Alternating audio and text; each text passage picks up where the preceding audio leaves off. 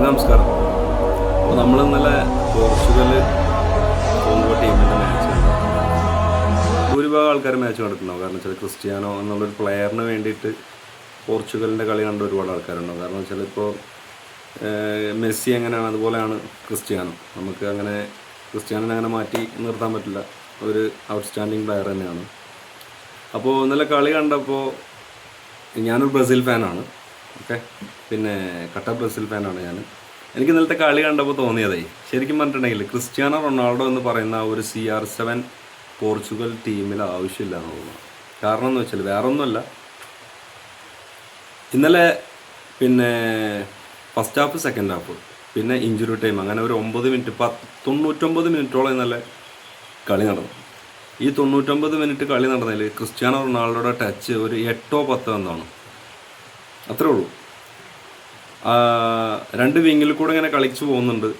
ഒരു സ്ട്രൈക്കർ, നല്ലൊരു ഫിനീഷറാണ് റൊണാൾഡോ. പക്ഷേ റൊണാൾഡോയ്ക്ക് ഇന്നലെ പന്ത് കൊടുക്കുന്നില്ല.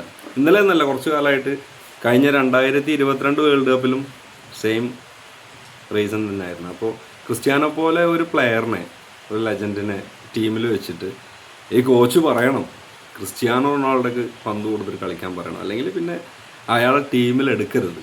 കാരണം ഇത്രയും വലിയൊരു പ്ലെയർ, ഇത്രയും വലിയൊരു വേൾഡ് കപ്പ് എന്നുള്ള ഇത്രയും വലിയൊരു ടൂർണമെൻറ്റിൽ ലക്ഷക്കണക്കിന് ആൾക്കാർ കാണുന്ന കളി, ഇത്രയും നല്ലൊരു പ്ലെയറിനെ ഗ്രൗണ്ടിൽ ഒന്നും അല്ലാതാക്കണം. നമുക്ക് ചില സമയങ്ങളിൽ അയാളെ ഫോക്കസ് ചെയ്തിട്ട് അയാളെ കാണിക്കുമ്പോൾ ഒരു ഫുട്ബോൾ ആരാധകൻ എന്നുള്ളൊരു രീതിയിൽ നമുക്കും വല്ലാത്തൊരു വിഷമം തോന്നാറുണ്ട്. അത് പിന്നെ എല്ലാ ഫാൻസിനും തോന്നുന്നുണ്ടാവും. ഇപ്പോൾ ഇന്നലെ നമ്മൾ കളി കാണുന്ന സമയത്ത് ക്ലബ്ബിൽ ഞങ്ങൾ അതിനെക്കുറിച്ച് സംസാരിച്ചതും കൂടിയാണ്. അപ്പോൾ പിന്നെ സെയിമാണ് മെസ്സി പിന്നെ അർജൻറ്റീനയും തമ്മിലുള്ള ഒരു കളി നോക്കും. അത് അർജൻറ്റീന കളിക്കുന്ന സമയത്ത് എങ്ങനെയാണ് നടക്കുന്നത് നിങ്ങളൊന്ന് ശ്രദ്ധിച്ചു നോക്കി. അപ്പോൾ മെസ്സിക്ക് വേണ്ടിയിട്ട് അർജൻറ്റീന ടീമിന് വേണ്ടിയിട്ട്, ആ രാജ്യത്തിന് വേണ്ടിയിട്ട് അങ്ങനത്തെ ഒരു രീതിയിലാണ് അർജൻറ്റീന ടീം ഇപ്പോൾ ഒരു സെറ്റായി കളിക്കുന്നത്. പിന്നെ അപ്പോൾ അത് മെസ്സിനെ അർജൻറ്റീനൻ ടീമിലെ സഹ കളിക്കാർ ട്രീറ്റ് ചെയ്യുന്നത് എങ്ങനെയാണെന്ന് നോക്കാം. കാരണം ഇതൊരു ലെജൻഡാണ് മെസ്സി, വേൾഡ് ഫുട്ബോളറാണ്. മെസ്സിനെ കുറിച്ചിട്ട് നമുക്ക് ആർക്കും പിന്നെ കുറ്റം പറയാൻ പറ്റില്ല. ഫുട്ബോൾ ആസ്വദിക്കുന്ന ആർക്കും പറയാൻ പറ്റില്ല. അപ്പോൾ ആ മെസ്സിനെ പിന്നെ അർജൻറ്റീനയിലെ ബാക്കി പ്ലെയേഴ്സ് എങ്ങനെയാണ് ട്രീറ്റ് ചെയ്യുന്നത് അത് കണ്ടാൽ മനസ്സിലാക്കാം മെസ്സി അർജൻറ്റീനയ്ക്ക് എന്താണെന്നുള്ളത്. ഈ പോർച്ചുഗൽ എന്നുള്ളൊരു പേര് ഈ നമ്മുടെ ഈ കേരളത്തിലൊക്കെ മൊത്തം അറിയപ്പെടാൻ കാരണം ക്രിസ്ത്യാനോ റൊണാൾഡോ തന്നെയാണ്. അതിൽ വേറെ മാറ്റമൊന്നുമില്ല. അതിൻ്റെ മുന്നേ ഒരുപാട് പ്ലെയേഴ്സും കാര്യങ്ങളൊക്കെ വന്നിട്ടുണ്ട്. പക്ഷേ ഇത്രയും പോർച്ചുഗലിൻ്റെ ജേഴ്സി ഇട്ട് നടക്കാൻ കാരണം CR7 റൊണാൾഡോ തന്നെയാണ്. അതിൽ മാറ്റമൊന്നുമില്ല.